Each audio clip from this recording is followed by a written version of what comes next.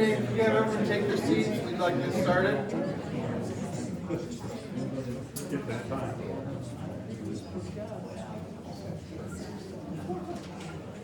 All right. Okay, welcome everyone. I'm glad to see you're all here.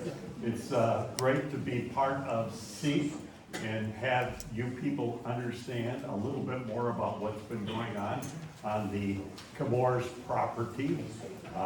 We've been talking with the state of Michigan for the last 6 years, as well, almost 6 years as part of SEEP. And now we've got a group here to representing them, and they're going to make a presentation, if any. We've got some city officials, county officials, representative of Molinar's office here, so we've pretty well covered a lot of the bases that we'd like. And we've got some great people from the state. And these people are hardworking folks. The Chemours folks have been very cooperative at this point, so we'd just like to move on and welcome Fred. All right, thank you. And welcome to tonight's public meeting regarding the Chemours-Montague corrective action. So I'm just going to go over the agenda real quick, but first, my name is Fred Sellers. I'm the district supervisor for the Materials Management Division in the Kalamazoo and the Grand Rapids district offices. So after our welcome tonight, I want to mention the attendance cards. If you didn't fill out an attendance card when you came in, we request that you do that. It helps us update our records so that we can contact people if we need to with updates on the facility and corrective actions. Then we're going to go through introductions. Rhonda is going to go through corrective action process and give a facility overview. Additional work that's being done as part of the corrective measures implementation, the corrective action consent order, public participation, how it applies, and then at the end there'll be an opportunity for questions.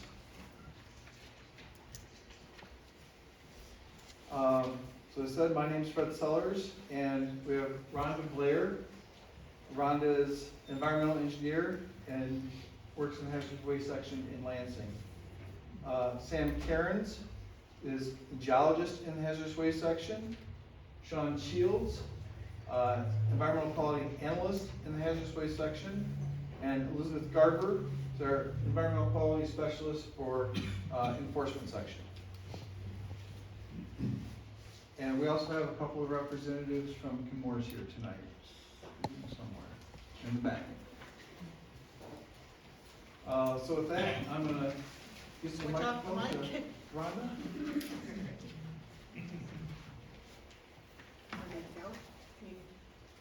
If the green light's on, that's good. Thank you for the Zoom. Okay, I tend to walk around, so if I'm blocking you, please just say, can you step aside? But many of you here have met with us in the past and are very familiar with the corrective action process under the state's waste management, hazardous waste management program. But I thought it would be helpful to start from the basics, and a little brief overview would be helpful for everyone. Corrective action is a term of art under our program. It means cleanup, and it applies to all hazardous waste treatment, storage, and disposal facilities, whether they are currently active or inactive. The corrective action program is based on, I'm totally blocking the view, so I'm gonna move. Sorry, no, that's okay. The corrective action program is based on risk-based criteria that have been developed at the state and federal levels. It takes into account zoning considerations and then also current and future land uses. What is a little different about our cleanup program as opposed to other state programs is that we have strict liability, and what that means is the obligations for corrective action run with the land, so whoever owns it is liable. someone can't sell it, and, whoever buys it, beware that there are some obligations that run with the land. On the right-hand side of the slide, you'll see a simplified flow chart of our program. There are 4 basic phases. The first one, they kind of happen together, so we tend to group them together. A preliminary assessment, visual site inspection. In our vernacular, we say PAVSI, it's just quicker than all of that. During the preliminary assessment, that's when we get files out that the various entities within our department may have, or the township or municipality that's of interest. We may also get information from the facility, and we do a paper review. What's the history of the site, what kind of chemicals have been used there, what manufacturing processes have there been, do we have records of releases, if so, how were those releases addressed, that kind of thing. Once that paper exercise is done, we go in person to the site to verify what we have found in our paper review, and then also just to observe any other things that might be indicative of a possible release or an actual release. So that's phase 1. We then move on to the facility assessment. That is a deeper dive than the preliminary assessment. We take the information that we have gathered, and we might do additional research by going back out to the facility or calling entities that have worked with the facility or asking for specific figures, data, diagrams from the facility themselves.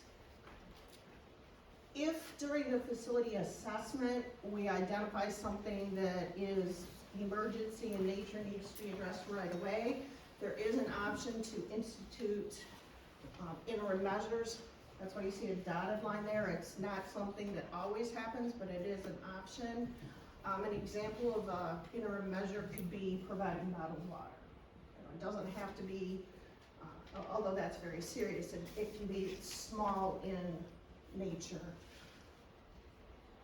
After the facility assessment, we develop a list of what are referred to as waste management units or areas of concern.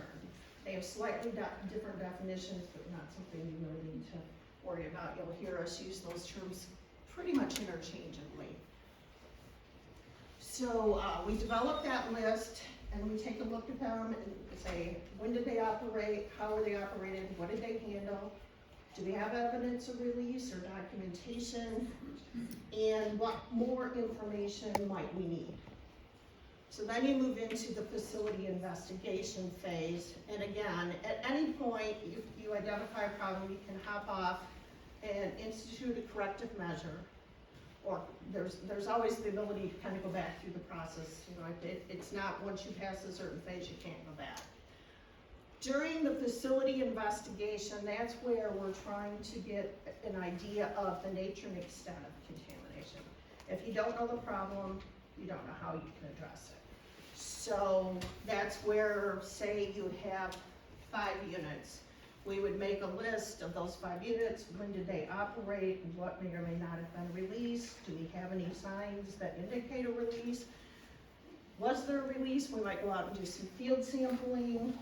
Chemours may, or the facility may go out and do some sampling. And that's really just to shore up so that we have an idea of what the nature of the problem may or may not be. Following an investigation phase, depending on the nature of the facility, there may be a need to do a corrective measures study, and that's really where a company can evaluate various options for remedies. They may look at things, obviously cost is a consideration, duration, how much time would one remedy take over another, would they require restrictions, a whole host of considerations there. That's not always necessary, so again, that's why you see the dotted line. And as you can see here on the chart, you have a yellow star near corrective measures study, because that is the point that the Chemours facility is in right now. So if you were on a map, you would be right there. Following the study, The findings of that study would be provided in a report. That report will come into the department, and that will outline all of the remedies that have been considered for each of the units that have yet to be addressed. And we will evaluate that. That is a document that, once we evaluate it, once it comes in, it is subject to a public participation process. So that's where you see public hearing on the work plan. What typically happens, and I'll go through some more details about the public participation, but that's everyone's opportunity to comment on the plan. And do they like what they see? Do they not like what they see? Do they have questions? And then you can provide that information to the department. The department will evaluate it and respond. Once that document is approved, that's when we tell the companies, okay, now you may go implement the plan. And the plan, as you'll see some of the details regarding what the plan contains, but it has provisions for reporting and things like that. It's not like we say, go do your plan and come back in 20 years or what have you. I know you're all familiar with this footprint, but we thought, again, it would help for those of you that aren't familiar with maybe the spatial location of some of the units. This is an overview of the Chemours facility. North is straight up. The yellow line denotes the REPRA footprint. In other words, that's the property boundary that's recognized under our program.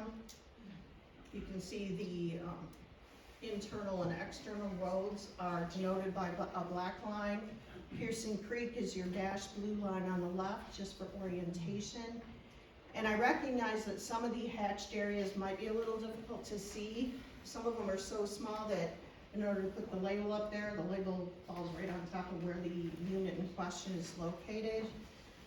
But the white labels in the hatched areas denote either waste management units or areas of concern. And then you will notice kind of in the middle of the footprint, you'll see some yellow circles, and down towards the bottom, those are interceptor wells. They are part of the existing groundwater pump and treat system on site, and thought that it would be helpful for you to understand where those are located in proximity to the waste management units and areas of concern. So, this is a very large site, as you all well know. We have identified 18 different waste management units or areas of concern. As part of that PABSI assessment and investigation process, we have identified 7 of those, which you'll see here, require no further corrective action. And what that means is there either never has been a release, there's not evidence of a release, or if there was, it's already been cleaned up and documented. So that is not to say that if something comes to light in the future, it can't be addressed based on all the information we have available presently. There's no further work that needs to be done on those. Now, that leaves 11 that do require some level of work moving forward. They are listed here. You will see plus signs after a few of them.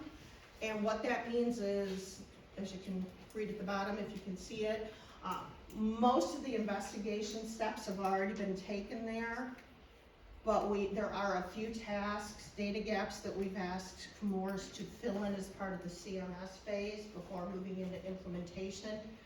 Those may have traditionally been done as part of an investigation, but in order to keep the process moving forward, we simply said, when you're doing your study, you're going to need this additional information to make a decision.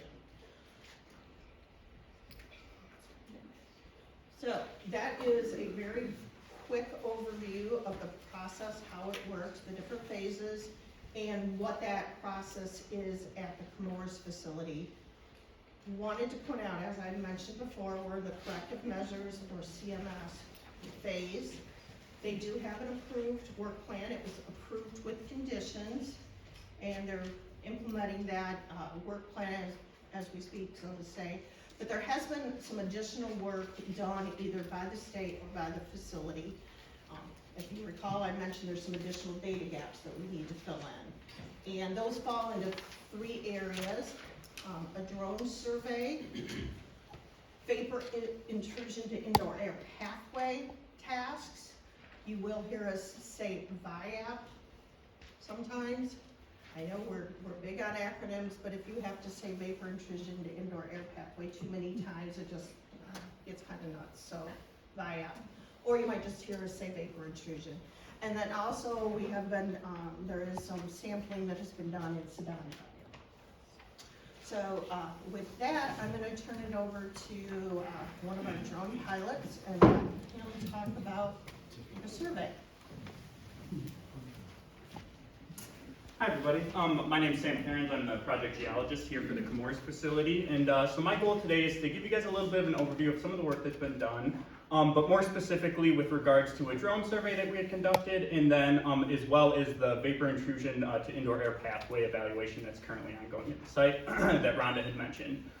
So starting with the drone survey, when we had mobilized to the site in April of 2022, it actually happened to be my first time coming to the site since being assigned to it. And we really had 2 main goals in mind when to go out there, 2 main purposes. The first to be obtain high-resolution aerial imagery of the former plant area, and the goal and the idea with this is really to be able to use it as another resource in our corrective action toolbox. And to give a little more detail on what I mean about that is being able to not only capture a snapshot in time of what site conditions are, what the layout is. Obviously, there hasn't been structures there for a number of years. But really give us an idea of just what the layout of the land is at that time.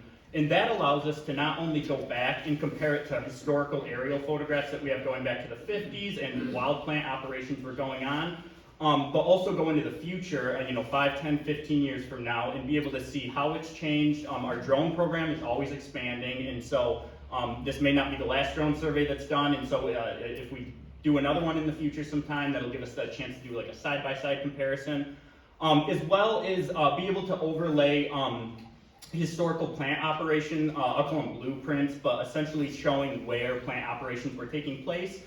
We can overlay that on top of the aerial imagery that we had taken, and that can give us an idea of what was exactly happening where at on the facility in regards to the manufacturing area. And so that was our first main goal. The second goal that we really wanted to try to achieve there was try to get a volume estimate of the lime pile, which I'm sure you guys are all familiar with. Try to obtain a volume estimate of exactly, or a rough estimate of how much was actually remaining. And so how we approach that, or how we approach a lot of our investigations regarding drones is we use a tool called LiDAR. Some of you might be familiar with it. I'll get a little nerdy here, but essentially we have a tool on our drones that while we're capturing this high resolution imagery, we can shoot, we have a laser pulse that will come down from the drone, and we're flying that at a known altitude, and so we're basically measuring how long it takes for that to get to the ground and come back up from a known flying altitude, and that tells us what the elevation on the ground is. And so we can measure that with a pretty high accuracy. And so our goal with that was to try to create what we call a digital elevation model. It's basically a terrain map showing what the elevation is. It's similar to a topography map, but it's kind of colored instead of lines, if some of you guys have seen that. And so we did unfortunately encounter some difficulties in the post-processing when we were stitching these photos together. And the best way to explain it is our idea was to look back at when the lime pile would have been originally deposited back in the 50s with an estimated known volume. We knew roughly how much was there based on some reports and stuff like that. And so, and be able to use we had found topography maps from the 50s as well. And so using a known elevation and a rough estimated volume from when the lime was at its largest capacity when it was originally deposited, if we could get elevation in modern day, and if we could get an accurate elevation for modern day, we could still solve for that unknown variable of today's current volume. Unfortunately, we encountered a couple difficulties with establishing some ground level control points, and what I really mean by that is to be able to compare, to have control points to compare to from the 50s to today. We had trouble in finding elevations to, I guess, relate to back from the 50s is a good way to put it, that were still there today, so it would have had to be within the footprint roughly of the line pile or nearby. And so we had trouble finding control points that we could still use from the 50s, usually like a monitoring well network, but between the date and then some of the operations that have occurred around there, we ran into some issues. And so unfortunately, we couldn't get an accurate estimate. We were finding we were somewhere between 10 to 15 feet off of what the actual elevation was, and so at that point, we just knew that whatever number we came up with, unfortunately wasn't going to be accurate. So that really hindered our ability to do that. And so we did reach out, Chemours, we did just reach out to Chemours just so we have a rough estimate of what their volume was, and they had provided us with the 540,000 cubic yards remaining of line in current day. And so one last note is just to give you guys a rough idea, between the two flights of the plant area and the line pile, we took about 750 individual photos. We stitched those together into what's called an ortho mosaic, and those are available on my computer. I apologize, our intention was to have some posters for you guys to view. We ran into printer issues. Technology is always fun. But those are available they're just kind of rotating on my computer at the desk. If you're more than welcome to come up, take a look at those. We shared those with Seek a few months back, I believe. And I'm more than happy to answer any questions about it. So on to the next one. I'm going to give you guys a quick overview of the vapor, I'll call it vapor intrusion, less words. And so I'm going to give you guys kind of an overview of vapor intrusion for those of you who might not be familiar with it, and then I'll talk about what's going on at the facility specifically. And so when it comes to vapor intrusion, and I made sure to write this down because I knew I'd forget the exact definition, but with regards to vapor intrusion, we're really talking about it's another exposure pathway, similar to how contaminated groundwater, and you're examining the drinking water pathway and whether there's exposures or contaminated soil in direct contact. Vapor intrusion, it's a newer kind of thing that we've looked into, but it's another exposure pathway that we look into, and it's an exposure pathway resulting from the migration of volatile chemicals from the subsurface into overlying structures that has human receptors. And so the best way I can think to compare it, it's a different approach from a science perspective. I'm sure many of you are familiar with radon and the potential to breathe that in and get your home tested. It's a different approach from a science perspective, but it's the same concept as far as mitigation and investigation go in some similarities. So you can kind of think of it in that context. But long story short is, when we begin looking at the evaluation for vapor intrusion, we really look for three things to see if there's the potential for exposures to be occurring. The first is a vapor source. That could be contaminated groundwater, contaminated soil underneath an overlying structure, whatever it may be. The second is a migration route. Typically what we're looking at or paying attention to the closest when it comes to migration routes is going to be the flow of contaminated groundwater. And so whether that's going nearby or underneath a structure, that's the typical migration route. There are some other variables, such as something we call preferential pathways, which I'll get into in the next slide a little bit, that also play a factor in it. But typically migration route, we're talking about groundwater flow, and then a receptor, which simply means a human receptor. And so if we have those three things, we have the potential for there to be a completed pathway, and an evaluation needs to be done. And so how we begin evaluating that pathway. First step is we'll define criteria, and we have a toxicology unit that develops this criteria. Some of you are probably familiar with like Part 201 criteria. It's similar, but it's very specific to either a site or a structure that's being investigated. It just depends on what that is exactly. And so we have a whole toxicology unit that will develop that criteria after an evaluation and conditions are provided to give some specifics on what they need to provide. And then the next step is developing a conceptual site model. And what I really mean by that is I'd like to call this an evolving document because so the facility or whatever might be being investigated is required to put together a conceptual site model, and that takes into account what the geology of the local area might be, contaminant or chemical type and concentration, building characteristics, and building function. So is it an office building? Is it a residential home? Whatever it might be in that sense. And so that, like I said, that conceptual site model is built, and it's a constantly evolving product. So as the investigation, the evaluation's going on, new information's found, that will continue to evolve throughout the process. And so these kind of go hand in hand. The CSM is generally developed along with defining the vapor sources, because part of the CSM is including what potential vapor sources there are. And so the vapor sources are defined using generally current, to the best of their ability, currently available groundwater and soil data.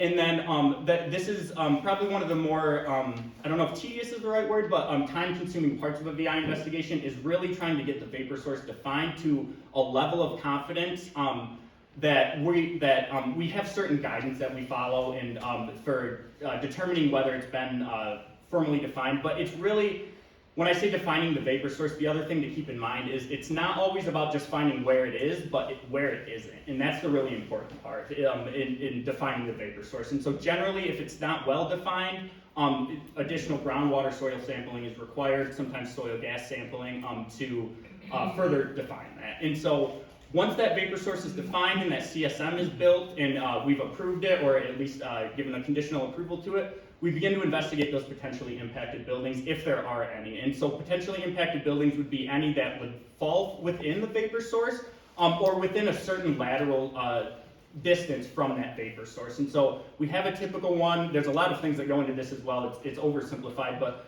generally within a vapor source and 100 feet of that vapor source, which is a distance that we've determined based on the chemical. It's a very general. I'm explaining it in a very general way, but that's how far the vapors have a potential to migrate. And so we'll investigate any potentially impacted buildings, either, like I said, within the footprint of the vapor source or within a certain distance. And then that investigation can be indoor air sampling, subslab sampling, where we'll drill through the foundation of the basement floor, the foundation of the house, and we can plant slabs to actually sample the air beneath the house. Indoor air sampling, and so on. And so mitigation if necessary, depending on what those analytical results tell us. And so from there, with regards to the Chemours facility a little bit more specifically, so we currently are ongoing with the VI evaluation at the facility. They had submitted a data gaps investigation and work plan to us. Basically that was, as I was talking about with the vapor source and the conceptual site model, they had submitted a plan to try to address any data gaps or areas that needed further or a higher resolution to try to define that vapor source. And so we gave a conditional approval to that in July of 2023. And then we are currently waiting for their formal work plan submittal to with their responses to that. And so once they submit that to us, then we will review that for compliance and content. And if we can hopefully give that an approval or conditional approval, once we get that, it's a priority to get that reviewed as soon as possible, because we'd like them to begin work in the spring, and they've also implied that they're intended to begin work as soon as they can. And so hopefully that work can begin in the spring. One important thing to note as well is, depending on what that investigation says, it could have impacts on the corrective measures implementation plan. It's like I said, similar to the CSM, it can change and evolve as it goes. And so I know there was a lot of information. Vapor intrusion is one of the more complex pathways, if not the most complex, that we have to investigate. And so I don't expect you guys to maybe understand it from this point. Feel free to go to our homepage. If you Google EGLE vapor intrusion, it'll be the first page that comes up. We also have a handout at the front table that kind of gives you a brief overview. Or EPA.gov/vapor intrusion. They also have their own page. You guys can take a look at that. And then if there's any additional questions, as always, I'm happy to answer. So go to the next one. So I've got one more slide here. I'm hoping this, I'm definitely a visual learner. I'm sure some of you are as well. I'm hoping this kind of gives you a better general idea of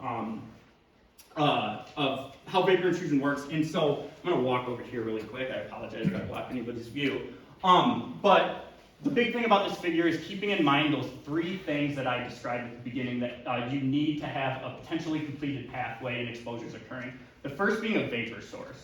And so in this demonstration, we'll call this big orange blob. We'll call that a contaminated groundwater plume. So at some point, something was spilled, leaked out, and wasn't cleaned up, and contained volatile chemicals that have the ability to dissolve within groundwater and then volatilize.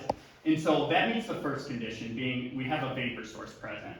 The second being migration route. And so with that being, again, the simple flow of groundwater can be enough for a migration route, but typically there's a lot of other variables, such as the geology and what impact that can have on the potential for vapors to transport. as well as preferential pathways, which is what I brought up on the last slide. And so when we talk about preferential pathways, what we're really talking about, it can mean a variety of things. Generally, we're looking at sewer systems that could be storm or sanitary sewers that are connected to your house, utility corridors underground within the subsurface. And so like anything in nature, it likes to find the path of least resistance. And so it's going to be a lot easier if you, for preferential pathways, we investigate them because if they're compromised and they intersect or come in contact with contaminated groundwater or soil, they have the potential to act as exactly that, a preferential pathway for those to travel through. And so we have methods for investigating those. As we learn more, we kind of have a better understanding of them. But they play a big factor in our investigation and what we look at specifically.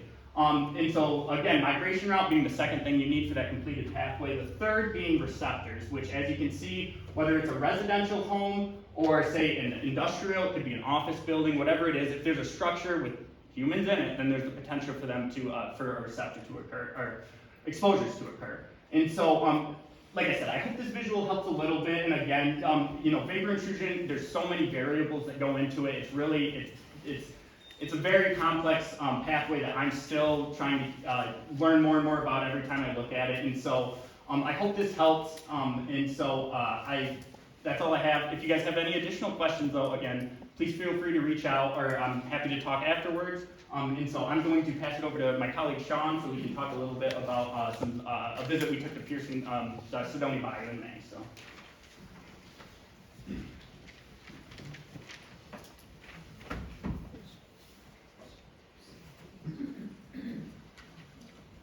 Hi, I'm Sean Shields. I wanted to give a brief summary of a site visit that we did last year in May. Some EGLE staff, Sam and I included, went out to Sedona Bayou to sort of put eyes onto the water body as well as collect some observations and collect some samples for analysis. So we went out to the site and we took some water level measurements. Those are what you'd see in those white boxes and yellow dots to sort of get an idea of the bayou morphology.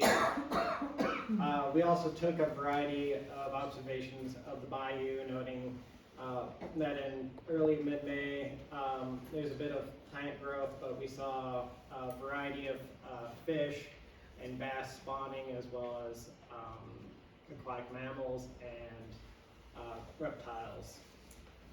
Then we cruised up the bayou, sort of towards the transitional zone between Pearson Creek and the bayou.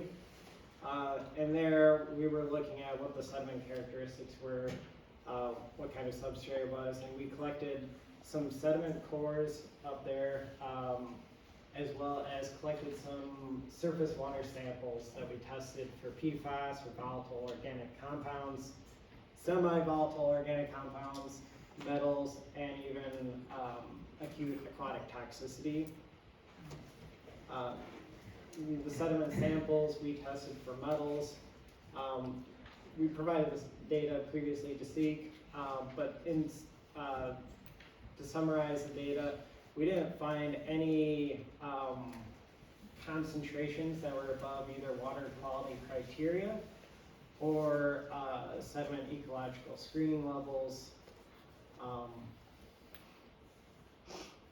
So from here, I'm going to hand it back over to Rhonda to discuss the CMIP.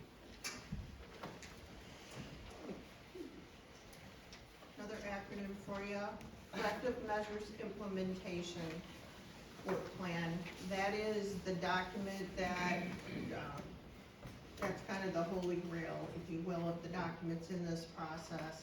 It is a work plan that details the corrective measures, remedies, controls, what have you, that are going to be done for each of the remaining 11 units that we have identified.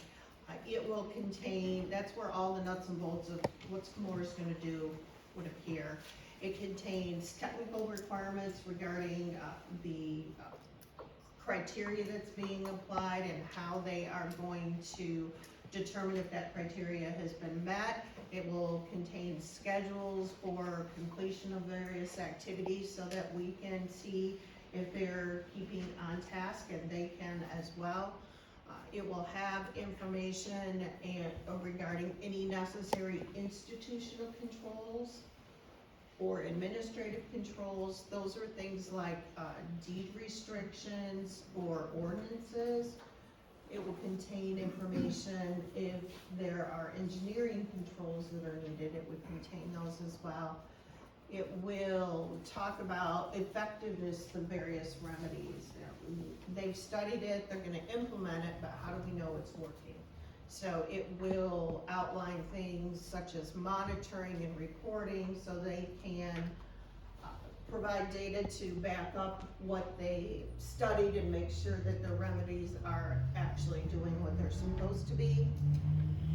There is a component to that that'll be reporting. There's progress reports that will be coming in so the department can keep an eye on what's going on and is it moving at a satisfactory pace. And then also in addition to your normal progress reports, are there any other deliverables that they have to submit? For example, say they're gonna put in some more monitoring wells. There would have to be a report outlining the process that they use to install those wells, and then we would review it and make sure that they were composed of the proper material, they were located in the correct location, they were screened at the right depth, those kinds of things. There is also a requirement at this point to put a $sign next to the remedies. And that is a third-party cost estimate. That's where they have, facilities have to explain what the costs are for all of the remedies. And that is not just the actual work, that's the labor, reporting everything. And then there's an obligation based on those costs to provide financial assurance to the agency. That typically takes the form of a surety bond. It can be an insurance policy, what have you, identifying our director as the recipient of those funds should a facility go bankrupt, refuse to do something, what have you. That sets aside money so that the state could come in and implement the corrective action using those funds. The CMI work plan is subject to public participation, as I mentioned before. That's the opportunity to take a look at what's being proposed. And it also requires an enforceable document to actually put some teeth to it.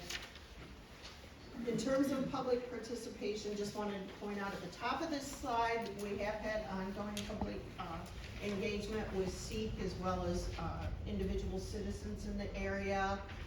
There is a Chemours corrective action webpage on EGLE's website. Fred, if you click on website, it should take us to that. I have to double click.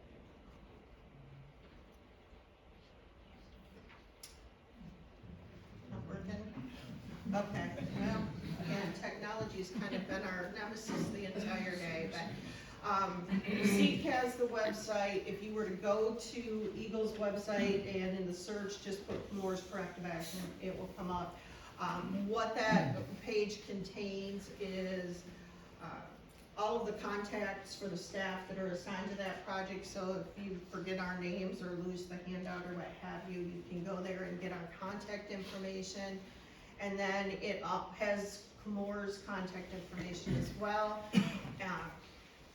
It also has, in reverse chronological order, key documents that we've utilized to make decisions, so that you can see if we refer to a groundwater monitoring report and say, oh, everything was fine, you can actually look at that report yourself and confirm by looking at the data that it is all under the appropriate criteria. We've had virtual meetings with SEEK as well as multiple in-person meetings, and we have a number of phone calls, emails, and FOIA, which is Freedom of Information Act requests. So there's very little information we have that SEEK doesn't already have, or certainly anybody can have access to.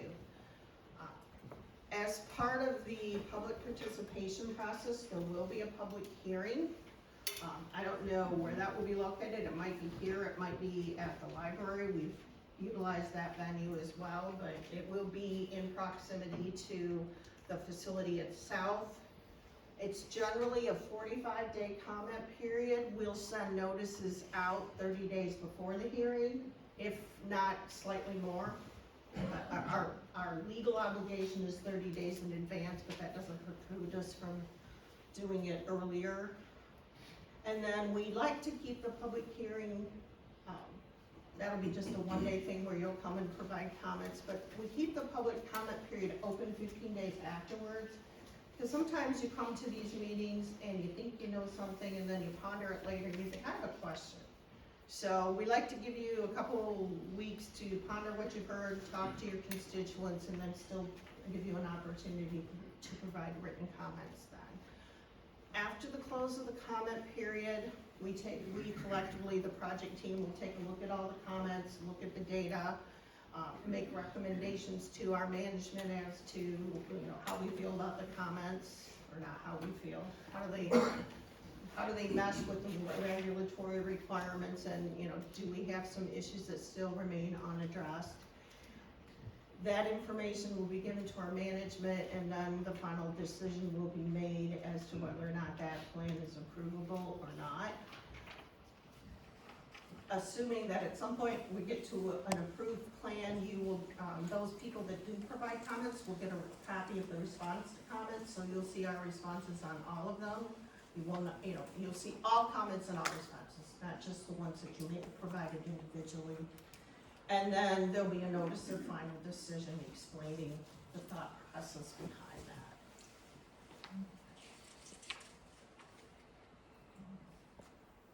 It froze.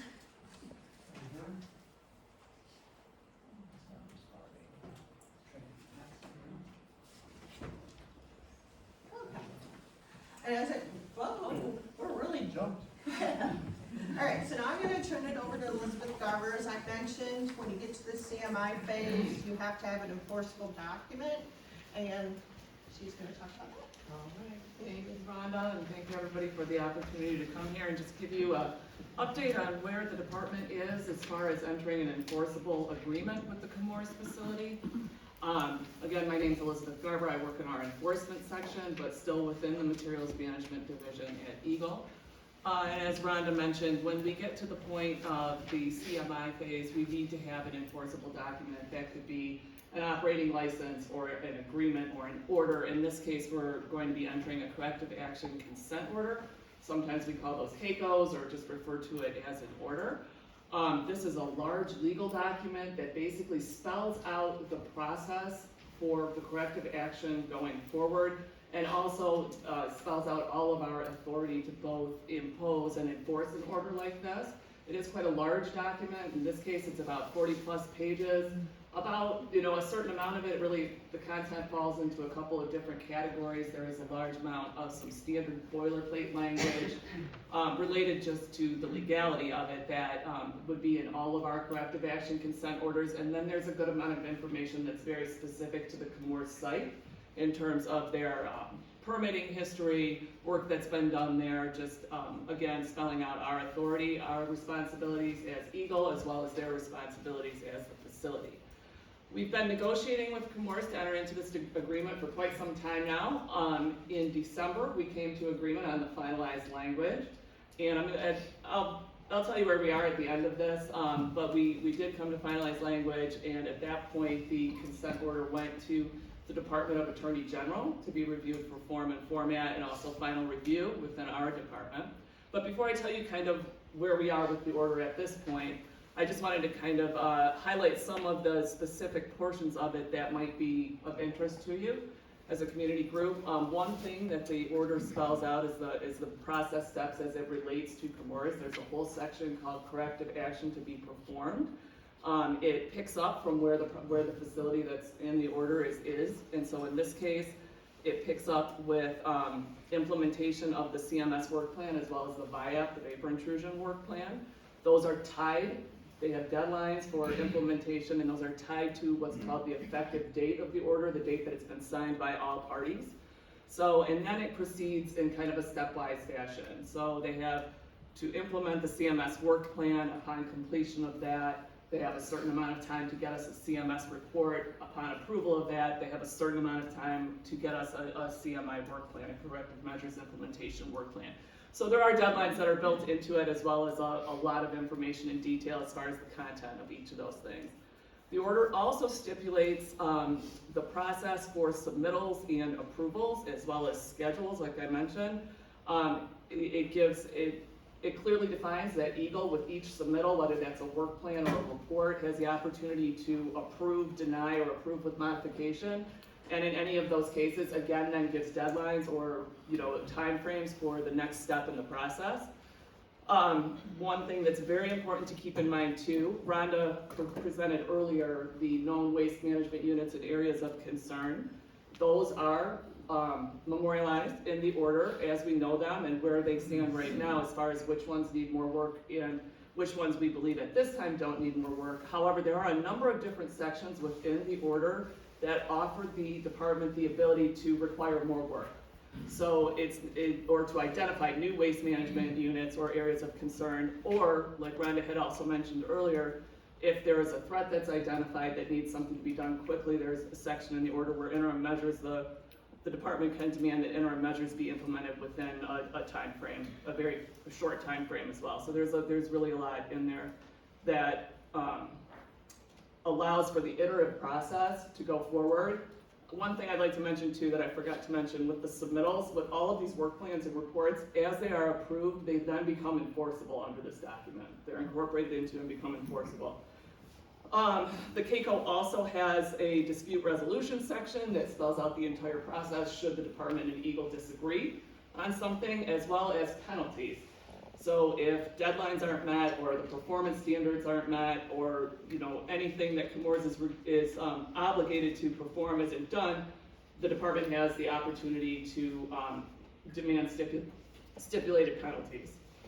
And then Rhonda also already mentioned that it is that the public participation is also memorialized in the CAECO. So that happens again at the CMI work plan.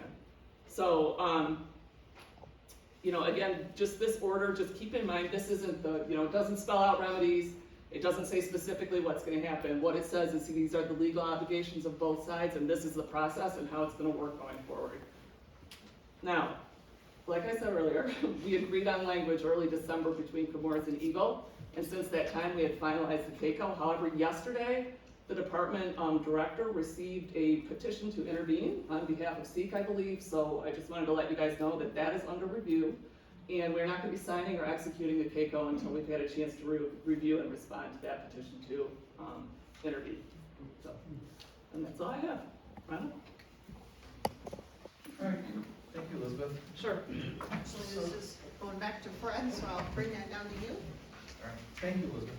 So this slide just has the MMD staff contacts again. It also includes Kimberly Tyson, who's the manager for the hazardous waste section in Lansing. So I think there's a handout that has this stuff, but if you want to take a picture of the screen, that's there. You need it.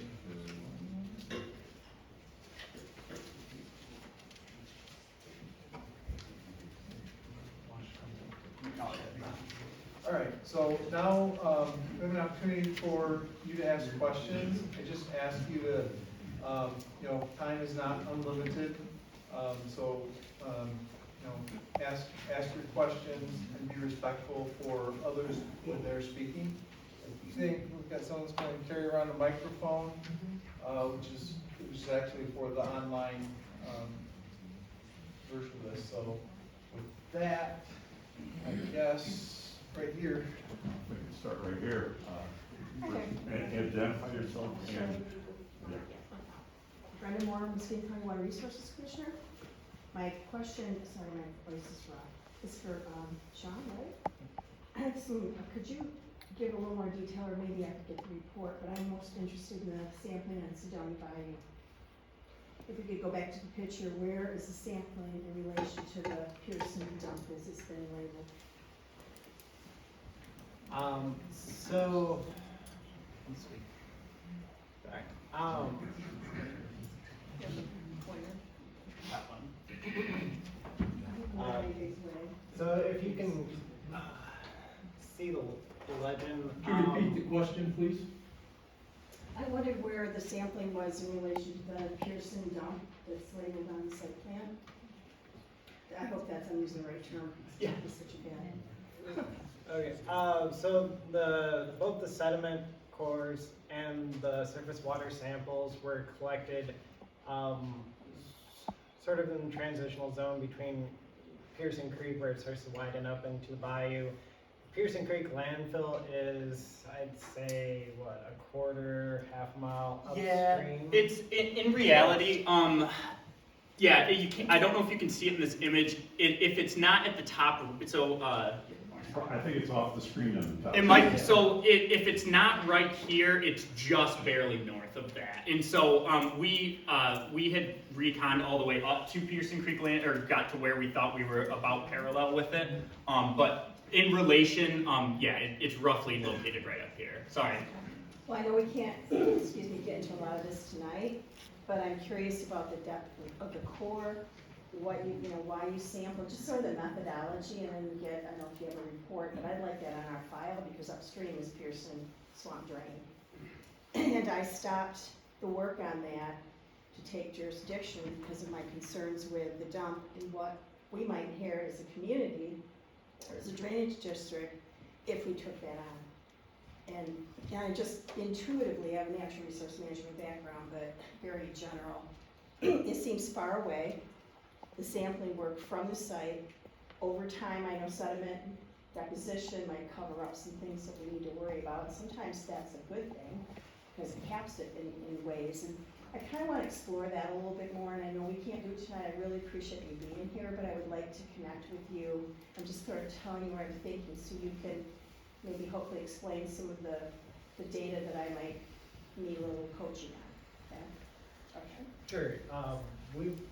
We can provide you the data to that, as well as some references to some of the previous investigation reports that had some sediment sampling done basically parallel to and adjacent to Pearson Creek landfill, and we can provide the depths of the sediment samples and how we collected those. Okay, thank you. The actual data was provided to SEEK as well. So, I mean, some of that is already in your hands, but Well, I not you, understand but, it yeah. in my office, get it on file, Yes. and, you know, have a good feeling about it. yeah, I just didn't want you to think we No, took all this and no, didn't share I'm just it. plugging in, going, hey. Yep, yep. So, thank you. Thank you, Brenda. Thank you. So, before we go to the hands in the audience, people with their attendance cards indicated they wanted to speak, so I'd like to go through those, to make sure everyone that wrote that down, that they have a chance. So I have, it's like Ken Hammer? Hamel. Hamel, I'm sorry. I don't know if mine's the right question to ask, but it's our well water, we're off a well. We're off a well water on Old Channel Trail. And when it was DuPont, They tested our water every few years. They don't test our water anymore. So I got some phone numbers, I actually talked with the guy from Chemours that's in charge of, and he said they don't do that anymore. I just wondered why.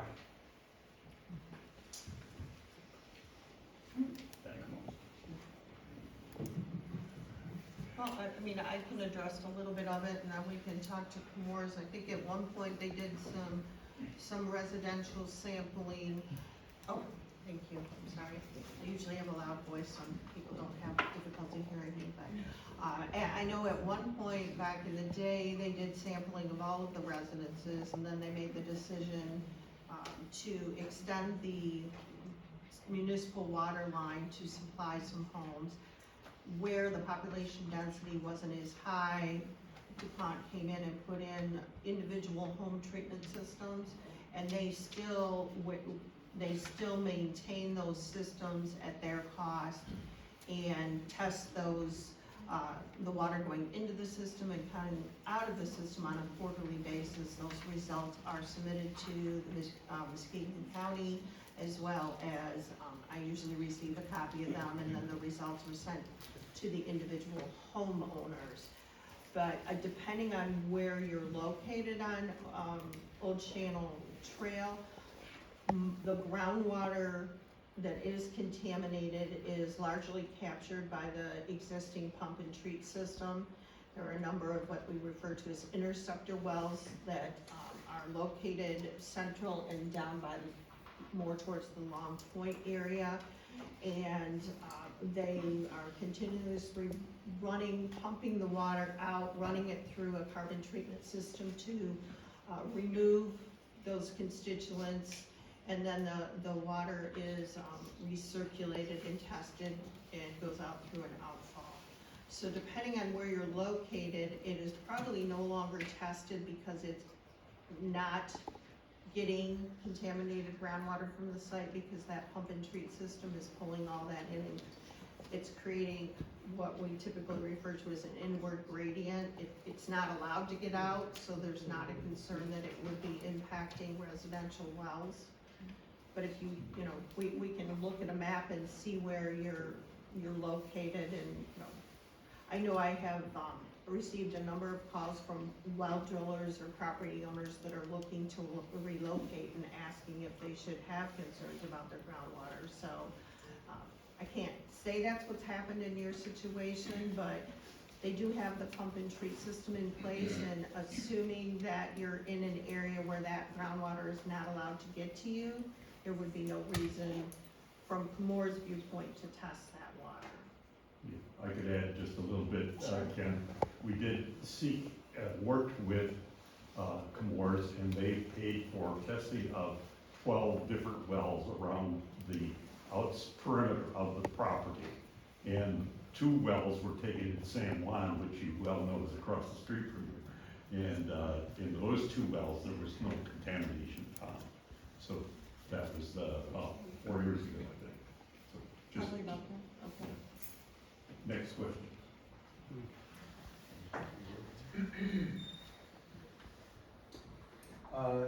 Tamara Horn.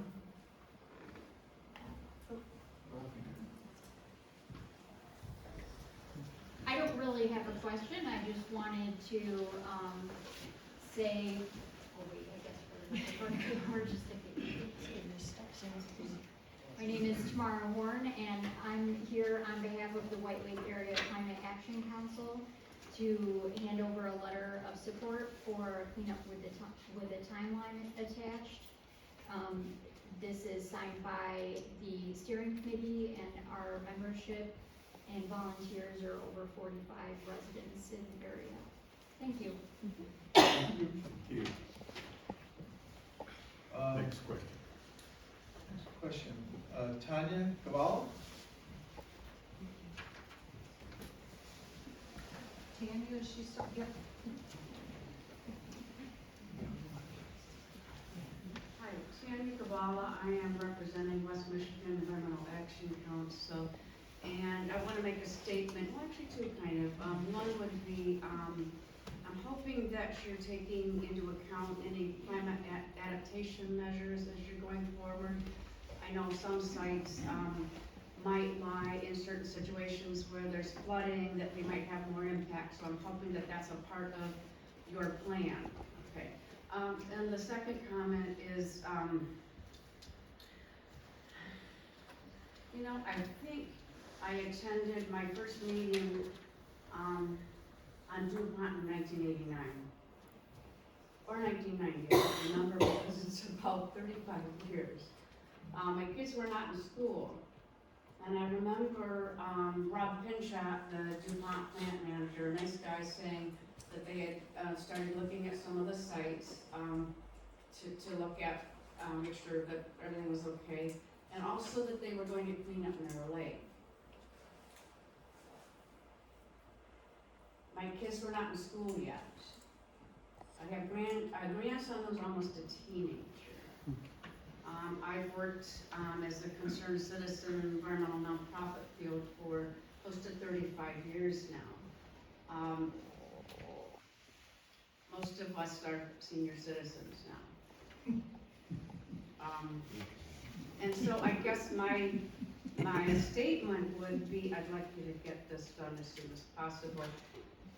I'd like to see some action toward finishing what needs to be, finishing the plan, taking some actions that people in the community can see as soon as that's possible. I mean, get the bulldozers out, get the line out of Mirror Lake. I mean, it's just, and where's our state elected officials? I know they're here, but throughout the time that I was on the Public Advisory Council that I helped to start, to help restore White Lake, our state elected officials, they were our voice. And I'd like to see our state elected officials help move this process along, step it up, get it done. Life is short, we've got other things to do. Thank you very much. Thank you. Next person that I have is Wiley Fry. Behind.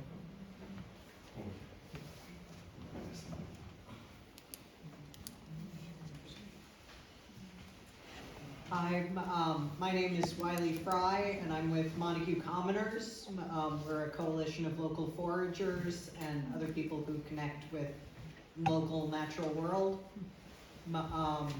And I just wanted to speak up in favor of getting the stuff out of the ground. If you get stung by a bee, you don't set a bunch of interceptor wells to get the bee venom out of your leg over by your knee. You take the bee stinger out of your leg. And I really worry long-term that if we're relying on pumps that require hookup to the grid, if we're, like, I don't want our grandkids to still be meeting here. I'm with Tanya. Let's get it out of the ground and get it finished once and for all. Thank you. The next, Jim Rose. I have two questions. Number one, it goes along with the bees. Why haven't you removed the landfills? They are largely the source.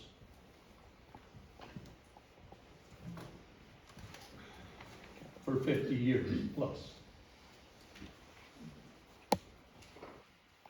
First of all, I would like to, oh, yes it is. Can you hear me okay? Yes. Okay, sorry. I'm hearing a bit of an echo on this side. I know it's taken a long time, and I can appreciate the passion you have for your area and wanting to clean it up. The actual corrective action law didn't go into effect in Michigan until 1996. So, to some extent, we can only control what we have, what the law allows us to do. So, I know it's been a long time. I wish that it hadn't been that long, but we can only do what the law does give us the authority to do. Otherwise, we're gonna get sued one way or the other. So obviously that's a concern, and that's why things perhaps in the 80s didn't happen, is we just didn't have those laws in place that we do now.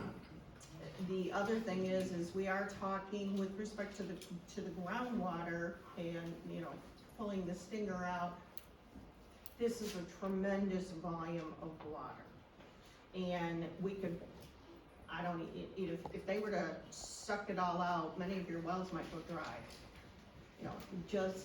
There are implications to mass removals like that to ecosystems. So that's not always, while it sounds like a great idea, it is not always something that can be done. The thing that I can say right now is we do have the existing groundwater pump and treat system in place, and that is functioning. It is keeping the groundwater that is contaminated from going off-site. And one of the biggest parts of our mission as EGLE is to control human health exposures and environmental exposures. So while maybe the site isn't cleaned up, the lines of evidence that we have and the data that we've collected suggest that the contaminated groundwater is not getting off-site, and that's our primary goal. That doesn't help how the land can be redeveloped, but at least from the perspective of exposures, those have been minimized. With respect to the landfills, I'm gonna use that term loosely, we call them landfills.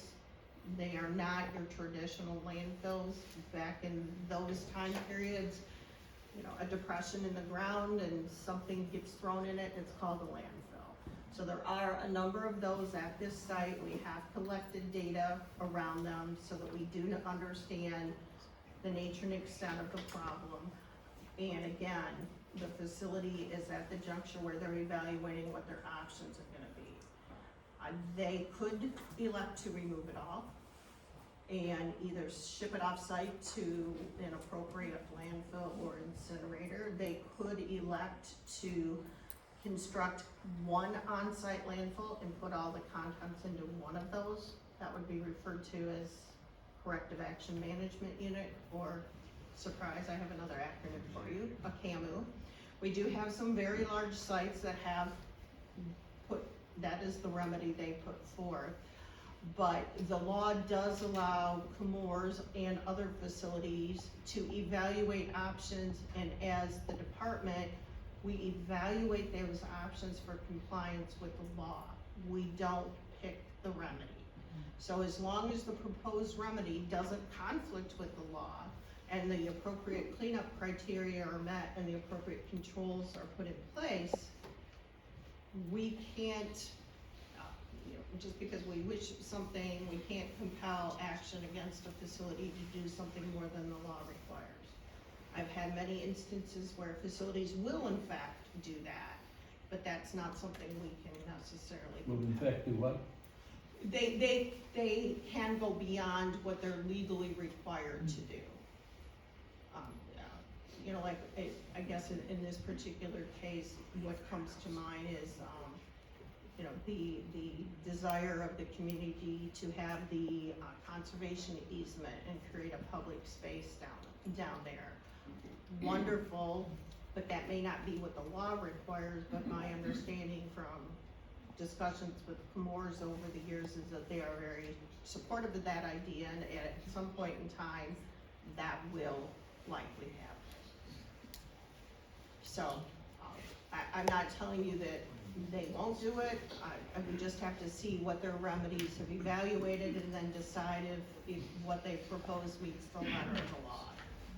The option for public is if you don't like that answer, which I understand why you may not perhaps like that, is change the law to compel different actions. Because we can only enforce what's on the books. And right now, the criteria is based on a certain level of risk being assumed, recognizing that we're not ever going back to pristine conditions, despite the fact that that would be wonderful. So meanwhile, the contaminants, the chemistry still hits the aquifer and heads for White Lake. No, it is not getting to White Lake, that's what I'm Not saying. getting- But then why is there a mixing zone? The mixing zone on the fringes of that is a vehicle available to Chemours and other facilities where water resource specialists take a look at the different loads on a given water body and make a determination of whether or not there's gonna be sufficient mixing of the incoming water and the existing water body such that it won't present an exposure to human health or the environment that is one criteria. So the mixing zone, they've had multiple ones, it gets reauthorized periodically, but that is a viable option available to the company. My second question is, what remediation has taken place? What remediation? Has taken place? The groundwater pump and treat system is, Do you consider that remediation? most definitely. We have seen the plume mature, and what I mean by that is, those of you that may be familiar with organic chemistry, is as a volatile compound breaks down, it for lack of a better term, and Sean's probably gonna shoot me because he's a chemical engineer and I'm gonna massacre the proper terminology. They morph into other products, we call them daughter products, so you can go from like chemical A, and it might break down 4 times, and then you get to chemical Z.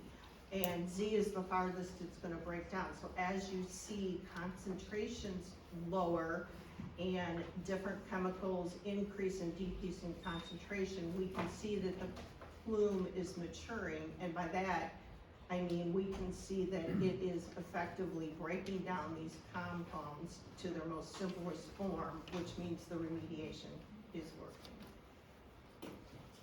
My definition of remediation is it fixes the problem.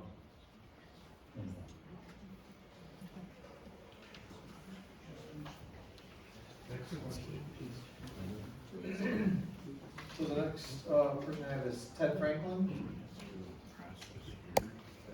I just have 2 questions. Did you grab the mic? I just have 2 questions. Has Mr. Kowalski's water been tested? He lives adjacent to the landfill by the Pearson Drain on the end of Wilkes Road. I would have to go back and look at the data. The name does not mean, He lives right at the end of Wilkes Road, which is right What was the name again? to the north of Kowalski. Yes, he was one of the houses tested. He's one of them. And the other question is, where did the lime originate from? Was it trucked in or was it pumped out of the ground?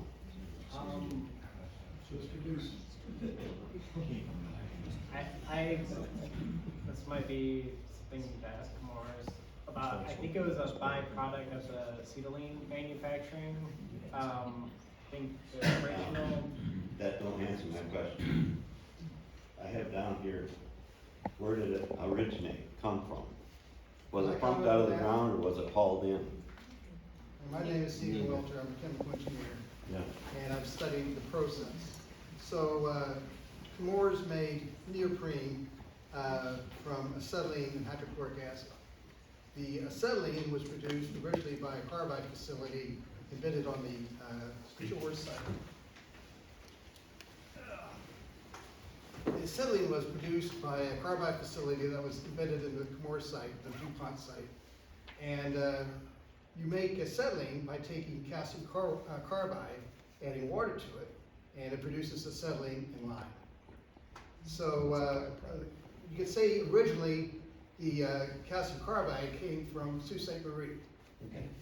They took lime mine from around Sault Ste. Marie, heated it up with an electric furnace and produced the calcium carbide that was shipped down to Montague, used to make acetylene, and then That's where it originated from. yeah, the lime byproduct from that is what was dumped in the lime pile. Interesting. Next question. The next person I have is Rose Roll.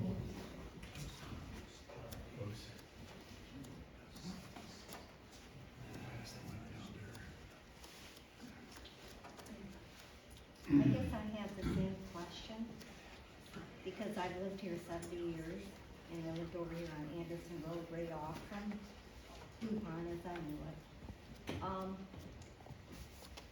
it. Is there still chemicals in the ground? I know it was when I was growing up. And every morning before we go to school, there was always this odor that they let off. I've had a lot of my family members affected by cancer. I had both of my parents die from cancer. And I know they had chemicals over there. So I'm wondering if that was part of it, and when will it be taken care of? Because we've lived here 7 years and it still hasn't been taken care of. I guess I can speak to, as has been spoken previously. There is a current groundwater plume on Chemours that is being dealt with, is being remediated through the option that they have of their pump and treat system. And so outside of that, as well as the landfills that have been talked about extensively and what is there, really what Rhonda said earlier, our mission statement is protecting human health and the environment, and I can promise you we all take that very seriously up here. It is a priority. It's the reason we choose to work here. And so it's something that we're constantly evaluating, and I think that in the sense of there's still chemicals there. They're currently being remediated, and Rhonda, do you mind? Sure. Yes, obviously, they're a chemical company, so there have been a variety of chemicals at that site from DuPont on. However, as I indicated, based on the data that we have, and that does include not only investigations that I might have referenced earlier, but they have a series of monitoring wells all over the site that are analyzed, samples are analyzed from those.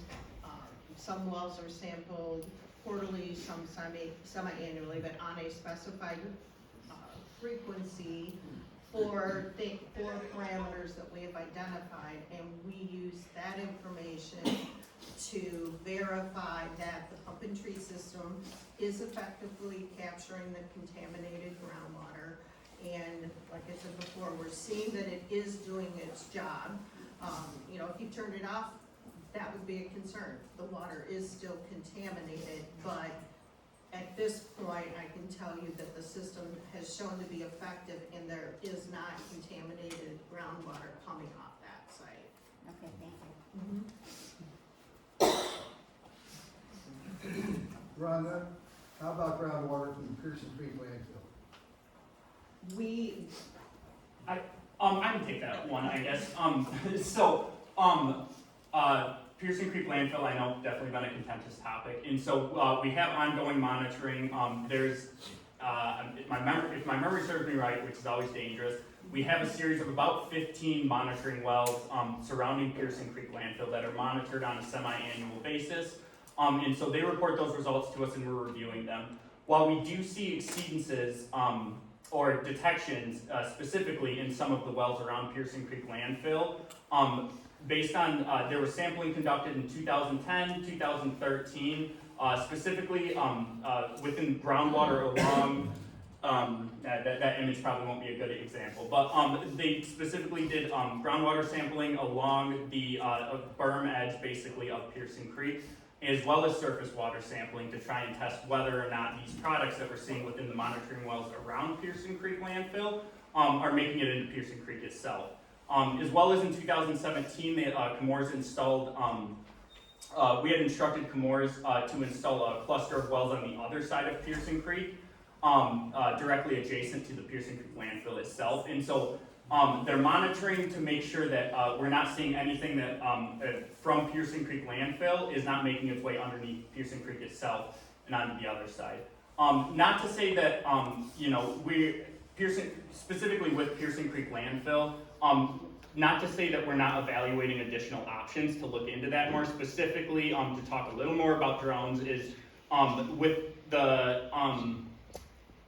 with Pearson Creek landfill laying where it's at exactly, kind of on the, it's for some of you who may not be aware, it sits on a side of a bluff, roughly, I would call it roughly 40 feet above Pearson Creek itself, down in a somewhat of a valley. And so we typically see, using the monitoring well network that's present there, we can tell there is a slight downward gradient, and what I mean by that is groundwater is essentially moving downward. As is the case most of the time, it can act in different ways and have an upward gradient and move up due to pressure differences within the subsurface. But specifically, we're monitoring to make sure that there aren't gradient changes. Like I said, they're monitoring semi-annually, and we're as well as an annual report that they submit to us, summarizing all of their data for that year.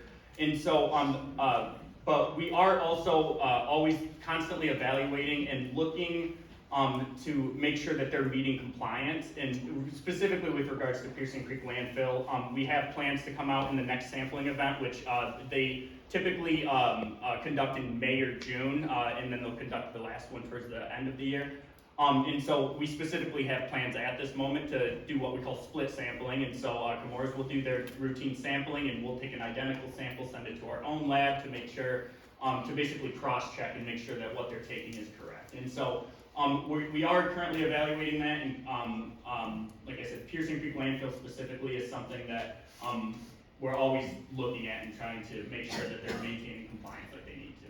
So if I may summarize what you just said, there are constituents that are going from the landfill to Piercing Creek, but the net concentration in Piercing Creek is below acceptable limits. We, in the data from 2010 and 13 that were taken directly from Piercing Creek, as well as, this was more of a screening for Sean and I and our other EGLE members to really get an idea of what the substrate was within Piercing Creek itself.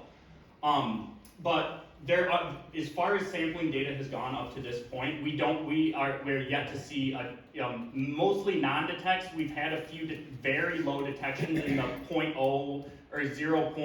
Under 1 part per billion in Piercing Creek itself, which are below all applicable criteria at the moment. And so we have not had an exceedance in Piercing Creek to indicate or give us the authority to require cleanup. But again, just because we haven't seen it in the past does not mean that we're not always looking for it to make sure that conditions aren't changing, because groundwater is not, it's not a stable environment, and it can change depending on a number of factors and stuff like that.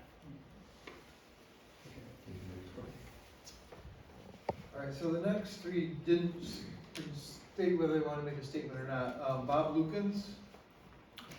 Okay. Donnie Nelson.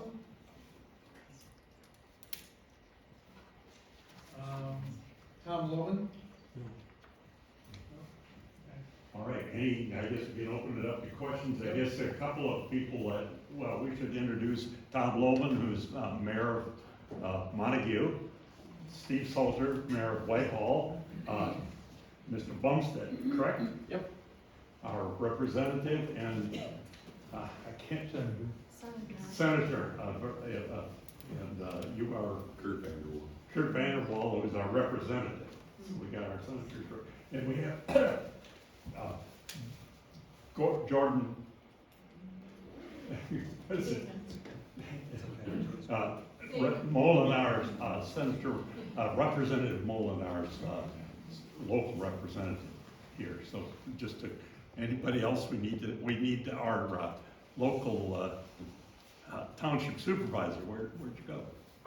He had to leave for another meeting. Oh, we had to leave for another meeting. Okay. Fire board meeting. All right, so we got that going. Our county commissioners here. Okay, Marissa, you can get your chance for questions. I don't need the microphone, I have a very loud voice, thank you though. Yeah. And Dave, thank you for your work here. It's about the recording. Oh, it's about the recording, sorry. Yes. For the Zoom. Zoom want to be, Zoom attendance. Sorry about that. Okay, my name is Marissa McGlue and I'm a member of SEEP. Sorry. And I've got two things. The first thing is that I have a package of support letters both for members of EGLE and for Sathya, community groups that are in support of our goals for complete cleanup of this site. And I also want to thank you for coming for the presentation. And the next thing I'd like to do is introduce Claire Schloff. She has a statement she'd like to read.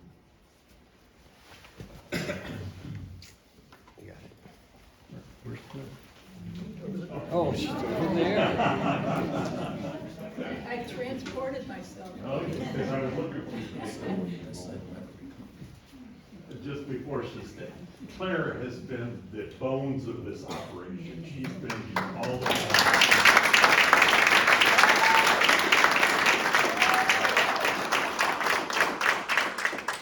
Thank you guys for the science and all the work you do. I don't know how many times Rhonda has responded to individual requests from me for documents. She must get really tired of that. And by the way, that website works really well. All you have, if you type in Chemours-Montague, On my computer, all I have to do is type in the letter C and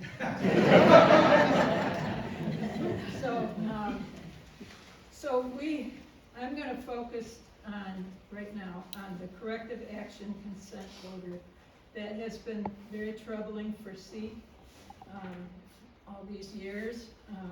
In April of 2022, we submitted 3 or 4 additional areas to be listed on the corrective action consent order.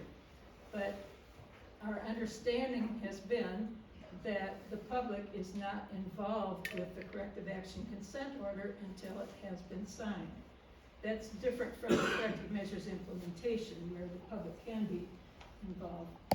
So, but we have also been looking for legal help over the years, when we had time. And just last Friday, we met with a legal advisor for Flow, for Love of Water. And she said, and we told her about our frustration that there has been no enforceable document all these years, and that we don't have any input into that part, but we do have input into the CMI. She said, well, she wasn't so sure about that. So she then arranged for a team of people to work with us, and what I'm about to read to you happened within the last couple days, and so our heads are reeling, but I'm gonna read this because I'm not that good at just saying things. Yesterday, the senior legal advisor for Flow, for Love of Water, petitioned Director Philip Ruse of EGLE for approval for SEEK to intervene in the administrative proceedings concerning any consent order or related negotiations currently underway or initiated in the future between EGLE and Chemours. 2 members of SEEK submitted affidavits in support of Flow's petition for SEEK to intervene, having learned that SEEK has a right to intervene under the Michigan Environmental Protection Act, MEPA, MCL 324-17051, I'm sure you knew all those numbers, don't you? The Hazardous Waste Act, and environmental laws in Michigan. Michigan laws, for example, the Genesco case and other case law, recognize citizens' right to challenge a response activity, including a consent order or a corrective action. Asserting a right to intervene under 17051 of MEPA in administrative proceedings involving approval of a consent order is a traditional right under MEPA to a new situation not previously requested. Yet, the only avenue to establish meaningful participation is through a request, such as was filed for SEEK with EGLE yesterday. What this means is that instead of just being able to provide comments during the public comment period, we will be allowed direct input in the consent decree discussion. We are respectfully asking that SEEK be given the right to participate in negotiations and comment in the proceedings beginning tomorrow and thereafter to fulfill the intent and duties imposed on the department to determine there will be no likely pollution of state waters and the rights of people to use and enjoy these waters. We look forward to working with you in protecting the air, water, and other natural resources in the White Lake area, as well as to support the public trust in our precious resources. And the words public trust appear several times, and that was illustrated by people's questions tonight. It's not just whether there's contamination or not, but how worried is the public about it. And the legal advisor said that we should present a paper copy to the department tonight, even though they have already received the digital copy. So here I am.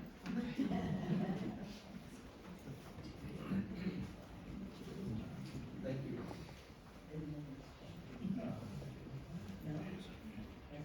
Thank you, Claire. Any other questions? Yes, comments? Yeah, these are all coming from the Zoom.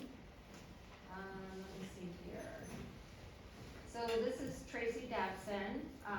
She was asking, and I believe this was already answered, but it was will EGLE sample repeatedly Pearson Creek, which I think you had answers in essence, but you had talked about how it had been sampled. Will it continue to be sampled, is what she's asking. At this very moment, I mean, again, we're evaluating options. At this very moment, we don't have plans to sample Pearson Creek specifically. We are gonna be, like I said, conducting split sampling of the monitoring wells around Pearson Creek landfill. And then we are looking at possible options for potentially looking into trying to sample the groundwater seeps from the bluff to get a more direct sample from the that outside of the well network, in more of a direct input into Pearson Creek to get a better understanding. But nothing set in stone, and again, nothing set in stone at this moment, but yes. Okay, which is, then her next question was, will you sample the Pearson Creek landfill? I guess, I'm not sure exactly what she means by that. We do, again, we have Chemours has a network of roughly 15 monitoring wells, that they sampled semi-annually. If she's, I guess, whether or not they're regarding, their questions like specifically soil sampling or as such conducted around Pearson Creek landfill, we have reports and there's data out there regarding that. But the monitoring well network, since the groundwater is the vector, or excuse me, mode of transportation that contamination is going to be moving. That's what we're monitoring, and Chemours' ongoing monitoring at this time. And this was all before, some of her comments were before some of the questions, but in all due faith, I feel I should just say them out loud in case it needs to be reiterated. Let me see if she had asked again. She said, will Chemours be required to fully clean up and remove the Pearson Creek waste pit? If not, why not? And again, I think some of those questions, some of the same things were asked about other locations. Another person that said, I don't, this was Amelia. Oh, and Amelia, I might butcher your name. Isatan? She said, I don't see the proposed correction action consent order online. How can we see it? I'm assuming we can get that posted on. Right, so the draft corrective action consent order that's currently being negotiated or was negotiated between Chemours and EGLE isn't public yet. Once it's executed, it becomes a public document. We do have a template that shows kind of like the boilerplate language of what's in a typical corrective action consent order that can be shared. However, it doesn't have all the specific information related to Chemours. That's in the one that's okay. And is there a timeline for that being completed? It was supposed to be executed, if we were planning to execute it, immediately. Went for review to the Department of Attorney General in December. We got it back and finalized it. I sent it to Chemours this week for signature. The process is Chemours would sign it, they send it back to us, Department of Attorney General signs it, our division director signs it, that's the point it becomes executed. We were moving forward with that and had planned to have it done probably, by the end of next week. However, since we received this petition, with the, petition to intervene in the administrative proceedings, I guess is how it was described, that's something that we're gonna fully review, internally and provide a response to before executing anything. And one more, this was from Julie G. She said, my question, the statement, it seems one of the frustrating issues is the lack of communication and transparency with Chemours and the local citizens. Sometimes it takes months to get a response. Is there a point person that can respond to questions in a timely manner? If you go to the website that we couldn't bring up, which I know that's kind of ironic that I'm saying that, but yes, that website, or if you call me, I can give you that, but yes, there is a point person that I would give you the same one that I deal with, and, yep. But his name is on that website as well. And this is where, Marissa, that's gonna all be posted on the social media or on Facebook, this presentation? So, Yeah, And I can tell you that, obviously, we couldn't look at the website, again, I'm embarrassed to say that, but I did request that this presentation be posted on that website this morning. So I did not get, it's a kind of a blind submission, it's a form you fill out, you upload the file and tell them where to put it. Usually takes a day to cache and become live, but you will see this on that website as soon as, it should, I asked them to post it as soon as possible, but I didn't really want it out there before we actually came and gave it, so. So, it's past the time that we were supposed to close and let these people drive back to Lansing. But if anybody has many real tough questions to ask, yes, Steve, you've had a couple of chances. I'm sorry. Hi, thank you. I'm Susan White, Chair of the White River Township Planning and Zoning Commission.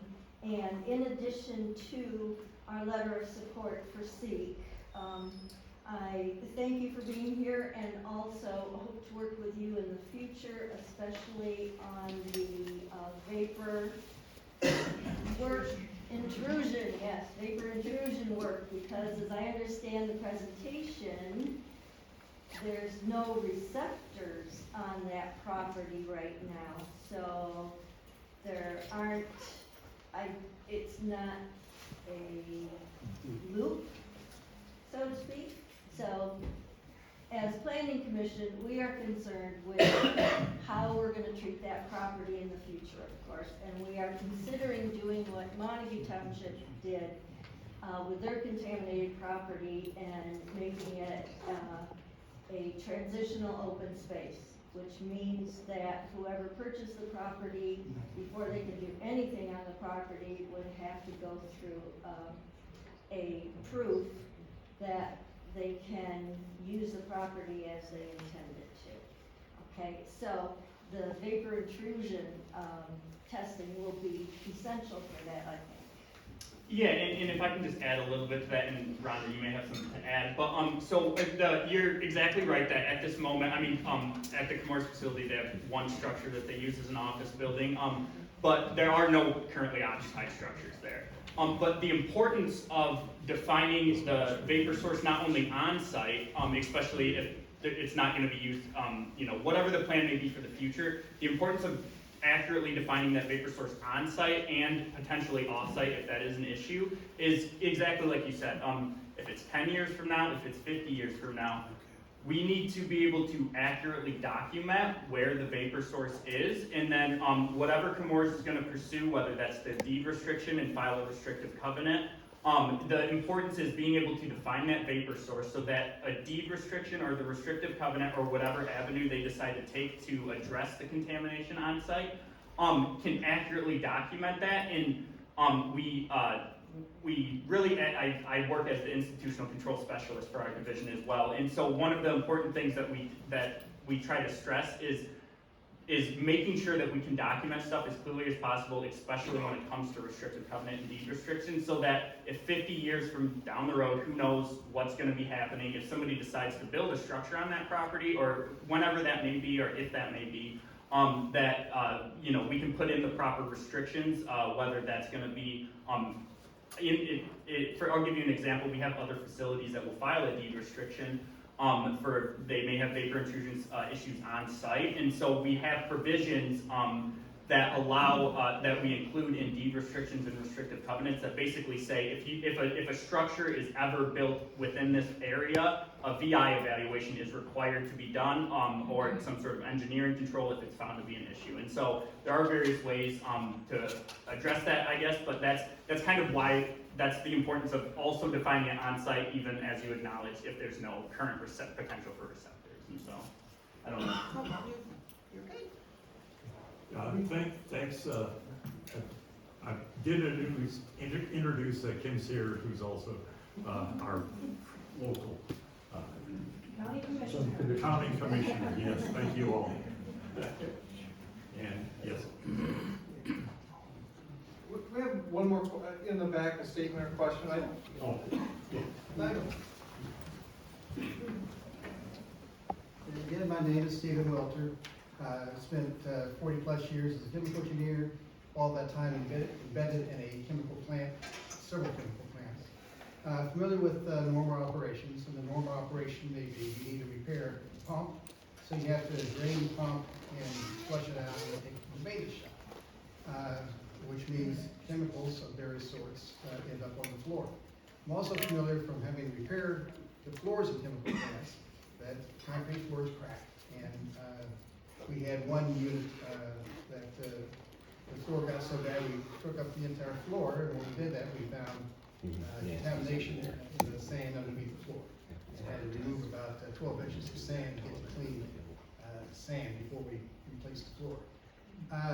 As a result of that experience, SEEK submitted to EGLE a request to sample the soils under the wastewater ditch going to the NPDES ponds, the soil underneath the NPDES ponds, and also there was the wastewater discharge pipeline that went from the operating site to Lake Michigan.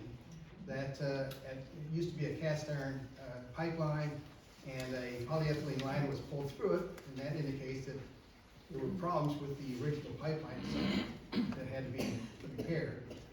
Has there been any sampling done in the soils underneath that pipeline? And finally, I'd like to comment that some of the constituents of concern were arsenic compounds that are insoluble. So if they leaked out of the bottom of, say, the NPDES ponds, in all likelihood they would be still there because they wouldn't drift down into the aquifer as solid that could be filtered out the sand. So is sampling in these areas currently in the plan?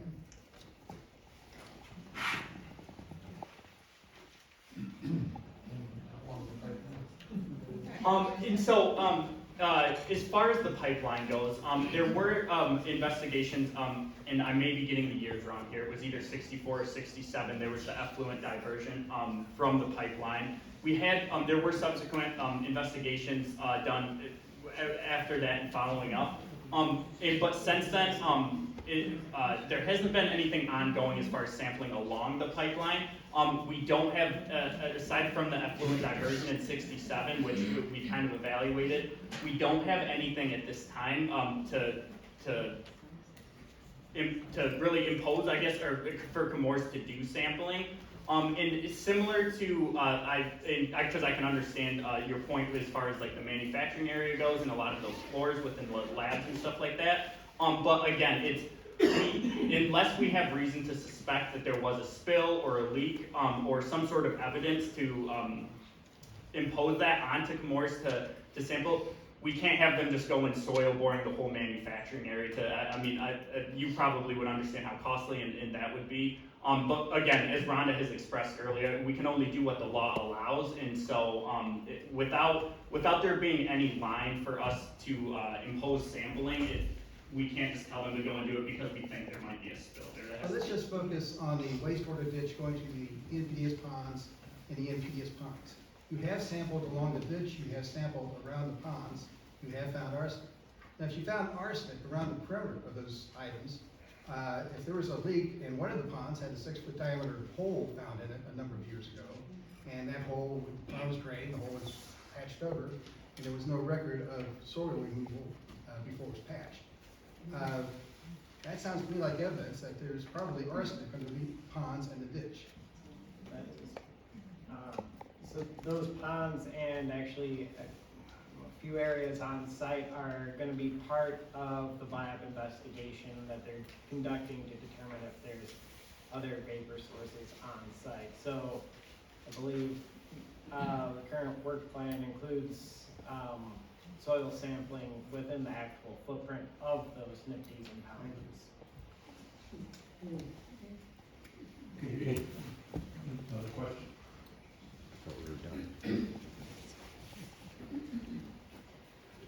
Hi, Lori Lundell, Fruitland Township trustee. I have a question, I believe it's gonna go to Mr. Shields.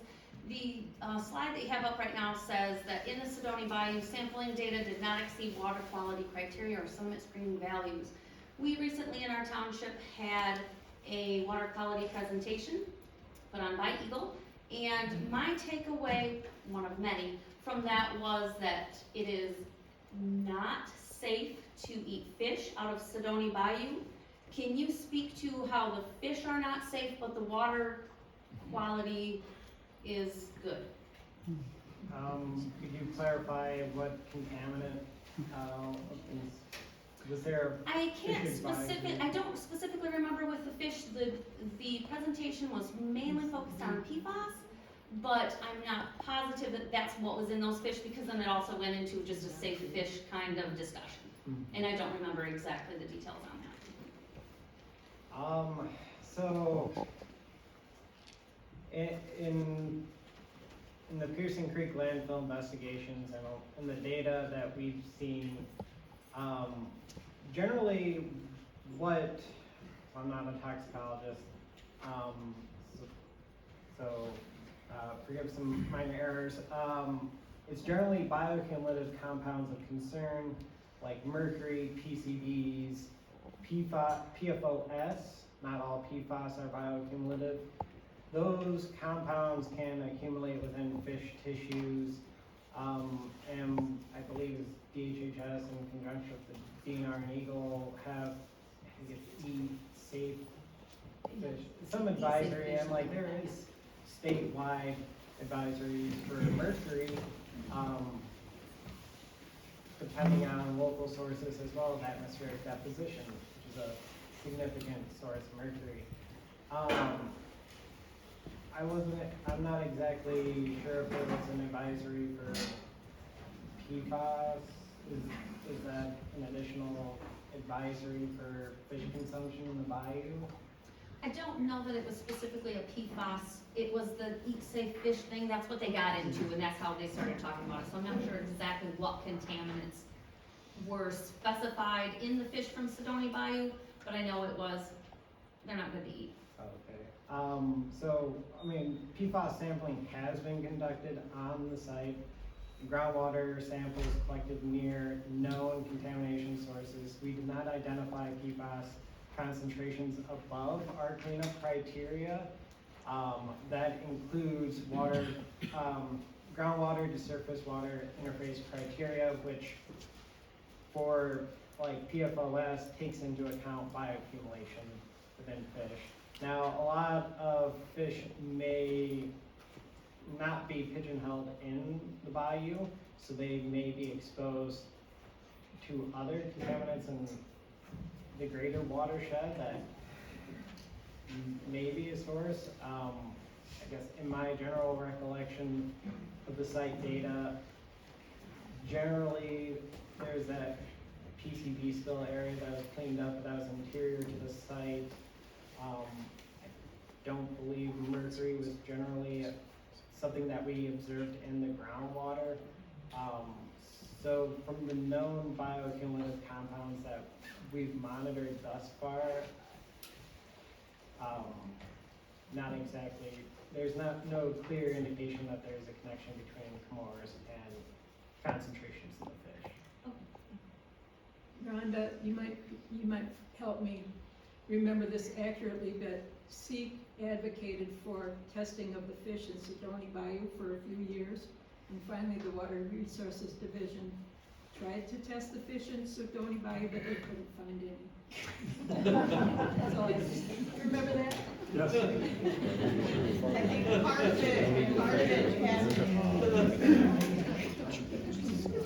part of it had to do with the fact that when they went out as well, my understanding, and I'm kind of paraphrasing here, is I think they went out when there was a fair amount of vegetative growth in the bayou. They couldn't actually get them. That's all summer. Yeah, pretty much all summer, that's true. You know, we had asked them to do the survey, they do different surveys I don't wanna say year round, but they move around the state for the express purpose of determining whether or not fish advisories are in place. And my understanding is when they went out, they couldn't get their shocker equipment out onto it, so they were casting lines from shore. And any of you who have fished, if you're casting a line from shore, doesn't mean you're gonna catch a fish. So it just was a series of unfortunate If I may make a comment. It's just for the, it's just for the Zoom. Fred Water Resources Commissioner, we've done a lot of work upstream from these sites. I can tell you that there probably aren't fish there. It's not the lack of oxygen, the sediment that's in there, the things that have choked out the bayou that are natural, but take up oxygen. That's probably why you don't have much of a population or anything in there. Based on what I've seen in literature, that is not really come out. Could I just have Marty stand up? Marty, will you stand up a minute? I want everybody to see this guy, because he has gotten a grant with our help. To do an evaluation of Sedona Bayou this summer, and then the long-term goal is remediation of the bayou. So yay, Marty.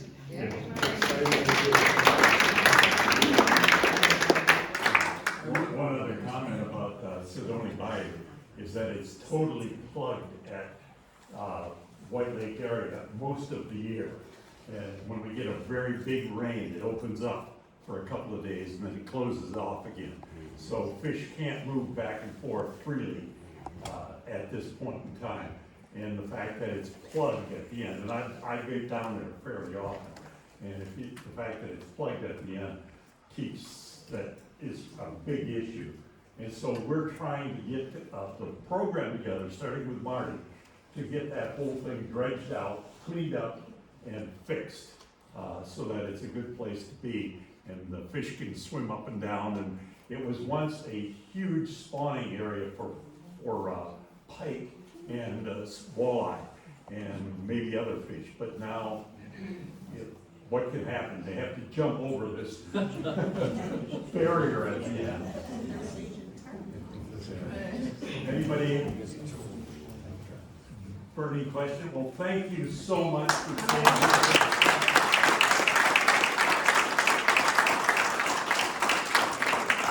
Thank you all for your questions. Appreciate it. Keep in terms. Oh, yeah. Hey, thanks so much.